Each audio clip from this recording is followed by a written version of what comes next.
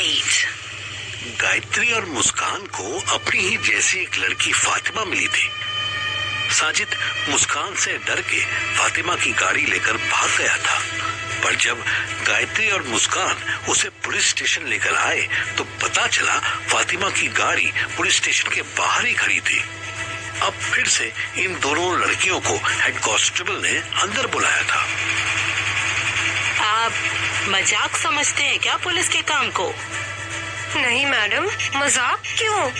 फिर ये क्या ड्रामा था? हम पर प्रेशर बनाने के लिए एक तो झूठी स्टोरी बना दिए। अरे नहीं मैम, वो सच में गाड़ी लेकर भाग गया था। वो साला डर गया और जानबूझकर पुलिस स्टेशन के पास छोड़ गया। अच्छा जी, इतना ईमानदार चोर पहले तो नहीं सुने हम। चलिए कोई बात नहीं, 5 बजे वो पीड़िता यहीं आने वाली है, आप तब तक इंतजार कीजिए। मुस्कान बीच में बोल पड़ी, सॉरी टू से मैम, बट क्या हम जा सकते हैं? क्यों जी, आपकी ट्रेन छूटी जा रही है? हाँ, ट्रेन निकल जाएगी 5 बजे। हेड कांस्टेबल के साथ साथ गायत्री भी उसका मुंह देखने लगी। मैम, आपने मेरी आंखें खोल दी। आप सही कह रहे हो, हम बात को कुछ ज्यादा ही खींच रहे हैं। जो गया वो हमारी मूर्खता से गया, अब आपको तंग क्यों करना? मुस्कान ने हाथ जोड़ दिए। हमें माफ कर दो मैडम जी, और हमें जाने की परमिशन दे दो। हेड कांस्टेबल के चेहरे पर बड़ी सी ईगो सेटिस्फैक्शन वाली स्माइल आ गई। दोनों वहां से निकलकर रोड पर आ गए। तूने अंदर झूठ क्यों बोला? यार, मेरा लंबा एक्सपीरियंस है इनके साथ। ये पुलिस वाले ऐसे स्पीड से काम करेंगे कि साजिद का काफी अफेयर हो जाएगा। वो चोरी चकारी छोड़कर फैमिली प्लानिंग कर लेगा, उसका बच्चा बड़ा हो जाएगा, तब जाकर ये उसके पास जाएंगे और पूछेंगे, भाई साहब, आप पर इल्जाम लगा है कि आपने गायत्री नाम की लड़की की ब्रा पेंटी चुरा ली थी।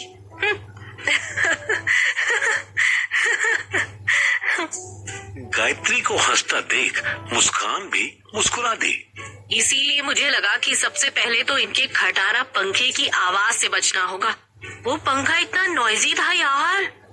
एनीवेज, अब एक काम करते हैं, नियर बाय रिक्शा वालों को साजिद की फोटो दिखाते हैं और देखते हैं क्या रिस्पॉन्स मिलता है। गायत्री ने झट से चश्मा लगा लिया।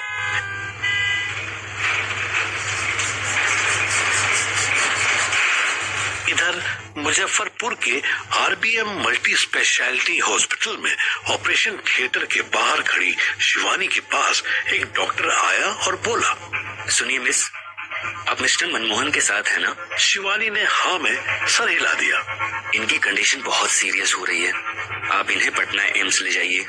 क्या? कैसे? अभी तो ये ठीक थे, अचानक क्या हुआ? ठीक थे मतलब? पॉइजन खाया है उन्होंने। ठीक कैसे थे? तभी वहाँ दौड़ता हुआ मनु आ गया। Is everything good doctor? No, not at all mister Gaurav, आपके पेशेंट की कंडीशन सीरियस होती जा रही है। हमने अनप्रोसेस्ड फूड तो रिमूव कर दिया है, पर उनकी बॉडी में पहले ही बहुत इंजरीज हैं। आप जल्दी मिस्टर मनमोहन को पटना एम्स ले जाने की तैयारी कीजिए, वरना बहुत देर हो जाएगी। ठीक है डॉक्टर साहब, मैं करता हूँ कुछ। ये आपका नाम क्यों ले रहा था?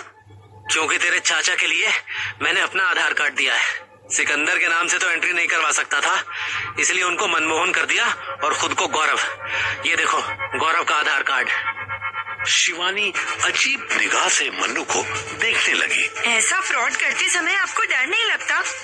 क्या अब आदत हो गई है? और ये लोग फोटो नहीं पहचानते क्या?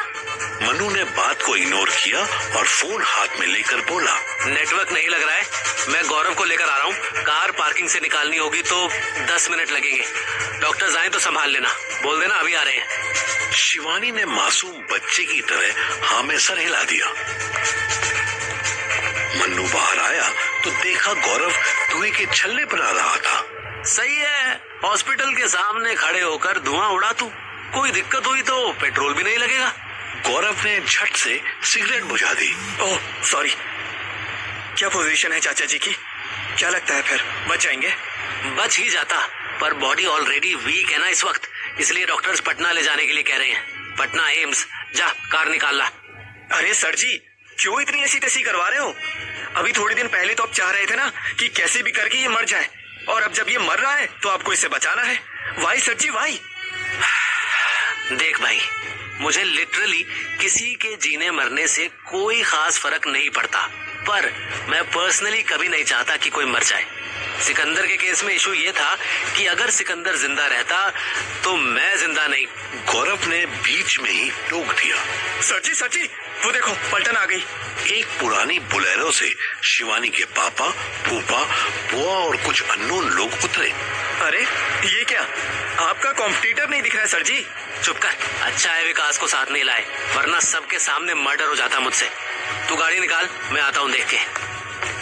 मन्नू जब तक ऑपरेशन थिएटर के पास पहुंचता तब तक वो सारे लोग शिवानी को घेर चुके थे। आगे आगे एक लंबा सा मजबूत सा आदमी था। मन्नू की सिक्स्थ सेंस कह रही थी कि उसने इस आदमी को पहले भी देखा था। वो पास गया तो शिवानी के पापा शिवानी से बहस कर रहे थे। चलो बेटा, यहाँ ऐसे अच्छा नहीं लगता। आदमी लोग हैं ना, देख लेंगे। तुम घर जाओ। हम नहीं जाएंगे पापा, जब तक चाचू ठीक नहीं हो जाते हम नहीं जाएंगे। हम एक बार गलती कर बैठे, बार बार नहीं करेंगे। मन्नू भी उस कन्वर्सेशन में पार्ट लेने पहुंच गया। कौन कहाँ जा रहा है? पापा के बोलने से पहले ही बड़ी बुआ बोल पड़ी। तुमसे मतलब? हम अपने परिवार के लोगों से बता रहे हैं, आए बड़े पूछने कौन कहाँ जा रहा। मैं बस इतना क्लियर कर दूं कि शिवानी कहीं नहीं जा रही। मन्नू ने जेब से गन निकाल ली। वो लंबा चौड़ा आदमी मन्नू के सामने आया। दुर्गेश चाचा नहीं, आपको हमारी कसम है। ये लंबा चौड़ा आदमी दुर्गेश सिकंदर का सबसे पुराना दोस्त और साथी बदमाश था। अपना काम कर लौंडे, ये खिलौने किसी और को दिखाना। एक कान के नीचे सेक देंगे ना तो अभी यहाँ पेंट में मुंह दोगे। टोटल कितने चाचा हैं तुम्हारे शिवू? जो भी स्टार्टिंग में मिलता है वो धमकी देकर ही मिलता है। दुर्गेश ने मन्नू की कॉलर पकड़ लिया। मन्नू ने उसके पेट में गन लगा दी। नहीं नहीं, छोड़िए एक दूसरे को। चलो भोसड़ी के, हाँ गाउन में कूदा है तो चलो माधर। कॉलर छोड़, वरना एक चाचा वेंटिलेटर पे है और दूसरा शमशान घाट पे होगा। दुर्गेश मन्नू को घसीटते हुए कोने में ले गया। मन्नू ने गन पेट में घुसा दी। तो है कौन माधर? मुझे नहीं, मेरी पिस्टल को पहचान। देख मैं कौन हूँ। दुर्गेश की नजर जैसे ही गन पर पड़ी उसने कॉलर छोड़ दिए। ये तो सिकंदर की गन है, उन्होंने मुझे दी थी। परिवार में कोई चीटर है, उसी ने इनको जहर दिया है। सिकंदर को घर आते ही डाउट हो गया था, और किस पे भरोसा करते। जब तक इन दोनों की बातें खत्म होती तब तक शिवानी की माँ ने उसके गाल पर एक थप्पड़ मार दिया। कब से देख रहे हैं तुम्हारा नौटंकी। गलती की है जो तुम्हें पढ़ने भेज दिए। अब सीधी तरह से चलो घर। नहीं, हम कहीं नहीं जाएंगे। आप जबरदस्ती उस कौवे से ब्याह कराओगी तो हम अपनी जान दे देंगे, लेकिन नहीं जाएंगे। नहीं, उससे शादी नहीं होगा। उसे लाए हम यहाँ, उसको तो तभी भगा दिया था। तुमने सोच भी कैसे लिया कि तुम्हारी बुआ का पसंद का कोई भी चीज हमें पसंद आ जाएगा। शिवानी की माँ बहुत धीरे बोली थी, लेकिन फिर भी बड़ी बुआ को सुनाई दे गया। मन्नू के लिहाज से ये ड्रामा बहुत आगे बढ़ता जा रहा था। इतने में दो अर्दली स्ट्रेचर में सिकंदर को लेकर आ गए। कहाँ हुआ भैया, ठीक भी हो गया? नहीं, यहाँ ट्रीटमेंट नहीं हो सकता, अब पटना एम्स ले जाना होगा। तब पहली बार शिवानी की माँ मन्नू से डायरेक्ट कुछ बोली।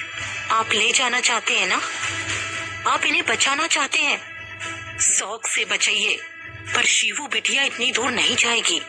नहीं तो मतलब नहीं जाएगी। मन्नू भी ईगो पर ले गया।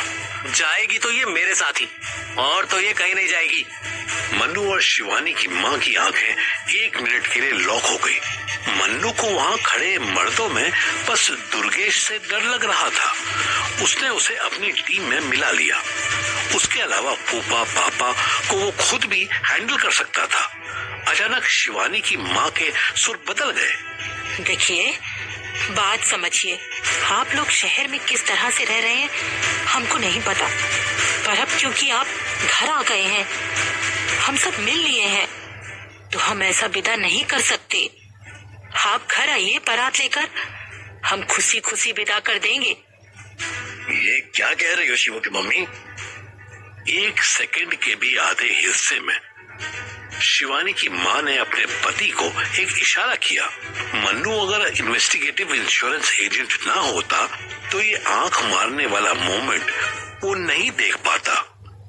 अरे सुनिए ना, एक ही एक तो बच्चा है हमारा, अपनी मर्जी से अपना जीवन बिताना चाहता है तो दिक्कत क्या है? मन्नू जी आप आइए घर,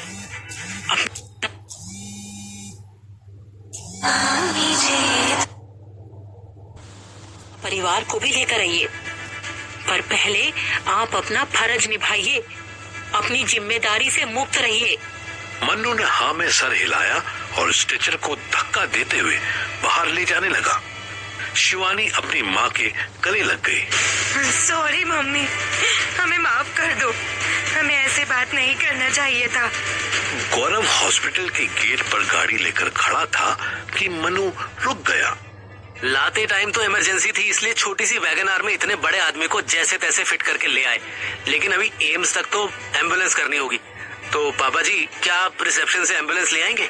मुझे डॉक्टर से बात करनी है। पापा हिचकिचाने लगे और मम्मी ने उन्हें आंखों ही आंखों में गो अहेड कह दिया। मनु जाकर डॉक्टर से बात करने लगा, पर उसकी एक नजर शिवानी पर ही थी। शिवानी अपनी माँ से लिपटकर रो रही थी, उसके रोने में आवाज नहीं थी।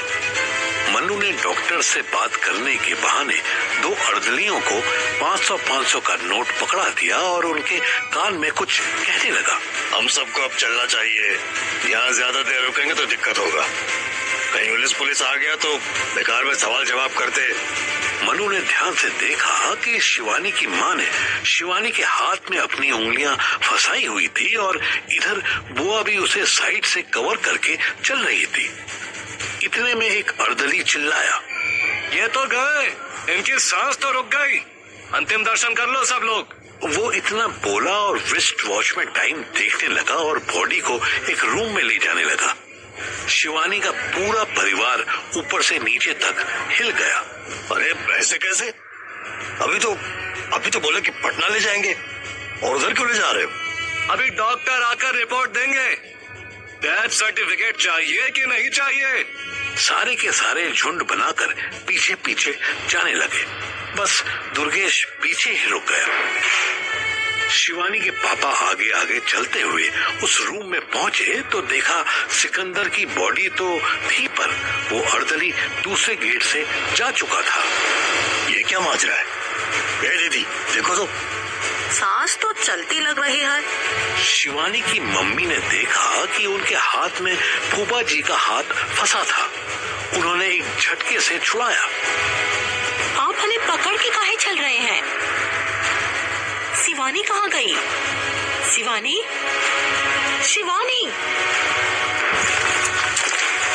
सब वापस बाहर लॉबी में आए, पर ना शिवानी दिखाई दी और ना ही अन्नू।